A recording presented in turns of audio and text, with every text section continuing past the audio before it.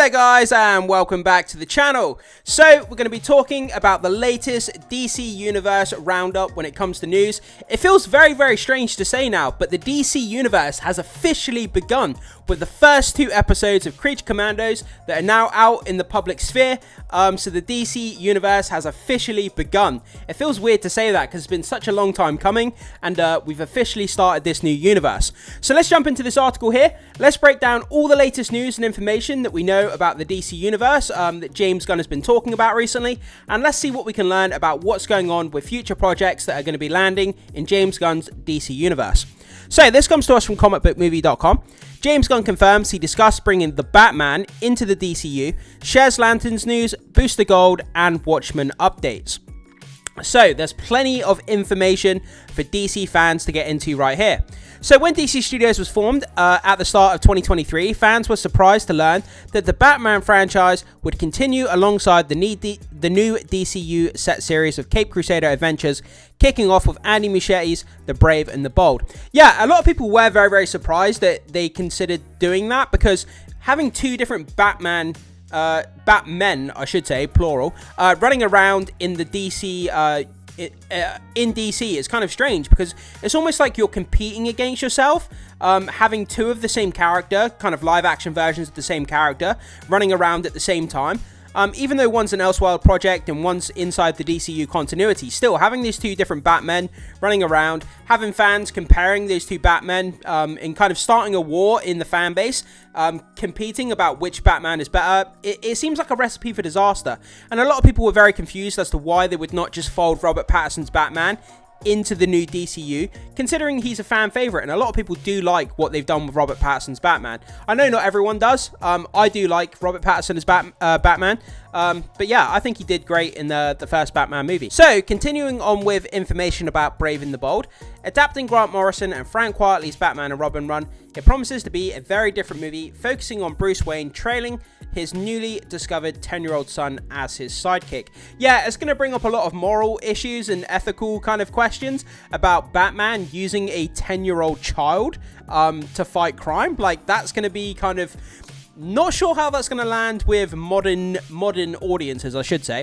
Still, many fans have questioned why James Gunn didn't take the opportunity to bring Robert Pattinson's Batman into the new DCU.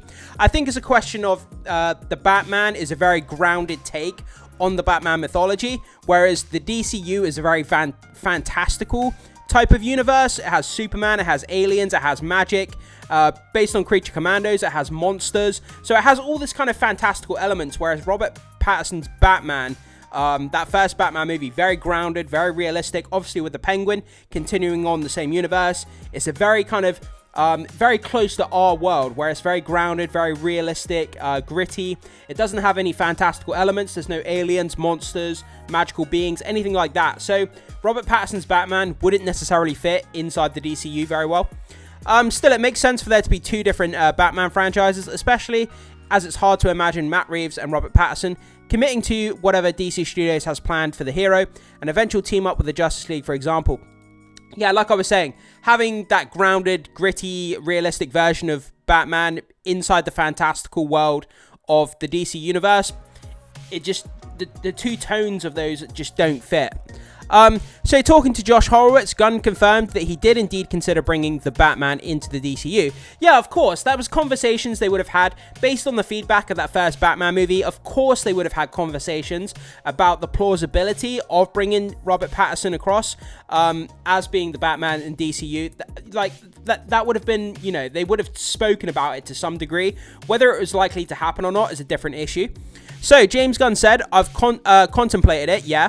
I contemplate everything and talk about everything. Yeah, of course, you talk about everything. You lay every single idea you have out on the table, no matter how realistic or unrealistic, how likely or unlikely the idea or scenario may be. You lay every single idea you have out on the table with the rest of your creative team, and then you kind of talk about the plausibility of how different things can work, and you kind of explore every avenue of where you can go with these characters. And yeah, of course they would talk about Robert Pattinson's Batman. The filmmaker explained, I'm committed to both telling stories in the DCU and telling Elseworlds stories. That's something I'm very excited about. So we're going to have these kind of very, very out there different Elseworlds stories about characters we all know and love. So it's not just going to be contained within the DC universe. We're going to get these Elseworld projects that are going to take a different angle, a different approach to looking at these characters as well. We want to be able to tell a story where Superman is very different, or tell a Red Sun story or whatever. We want to be able to play with these characters in different ways. One of the things I love about DC over Marvel comic books is that things are much more plentiful. He continued, there are many more Elseworld stories. I think that's part of the fun of DC. Talk then turned to lanterns, and Gunn started by claiming jokingly, we should add that he approached Ryan Reynolds about reprising his role as Hal Jordan. Can you even imagine how that would go down with audiences? Ryan Reynolds coming back as Green Lantern. Quote, Ryan doesn't give a shit. One of the first people I talked to after getting the job was Ryan Reynolds. I'm like, are you coming back? He's like, get the fuck out of here. I'm joking. I wasn't really telling him to come back. But yeah, could you even imagine that conversation? Oh, Ryan, I've got the job. I'm the CEO over at DC Studios now. Do you want to come back as Green Lantern? And then Ryan Reynolds just like, get the fuck out. That would have been such a funny conversation to see. As for some of the complaints that Lanterns will be a grounded story, Gunn responded, quote, well, I don't want to give away all that stuff, but I think it's grounded, just like if Green Lanterns were real, what the fuck would they be and how would they be? The thing that keeps getting out there is that it's a terrestrial story, and I'm like, yeah, because the story takes place on Earth. They're on Earth for the story, like most Green Lantern stories. It's not in outer space with 1,000 lanterns and all that stuff. It's a grounded story being told through another lens. It's a HBO series. Again, so this sounds like a very grounded sort of murder mystery drama on Earth with a couple of Green Lantern detectives who are trying to solve a murder. I mean, that angle there of telling a Green Lantern story, a drama, murder mystery, grounded, with Green Lanterns being detectives, I mean, that sounds really intriguing to me, and that sounds really, really cool. So I'm really, really curious to see where they go with that.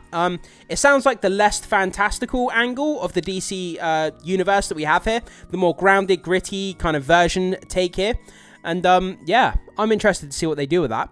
So Gunn went on to dodge the question about Kamal Nanjiani playing Booster Gold and noted, we're not quite there yet in terms of Booster Gold. The scripts aren't quite where I want them to be. And he said plenty of times in interviews now that he won't greenlight or start filming any project until he's 100% happy with the script, which is a complete right way to do things.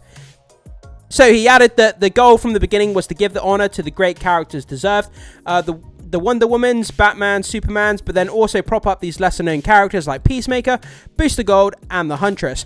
I mean, James Gunn's done that in the past. I mean, Guardians of the Galaxy, before that first movie came out, if you ask the general everyday movie-going audience, who are the Guardians of the Galaxy, apart from comic book readers, I guarantee you 90% of the audience wouldn't even have known who the Guardians of the Galaxy was. He propped up those unknown characters, and now they're like fan favorites. He did the same with the Suicide Squad, and now he's doing the same with Creature Commandos as well. So the guy knows how to take obscure kind of C-level, D-level characters that not a lot of people know about, and kind of prop them up and bring them to the forefront. He's very, very good at doing that.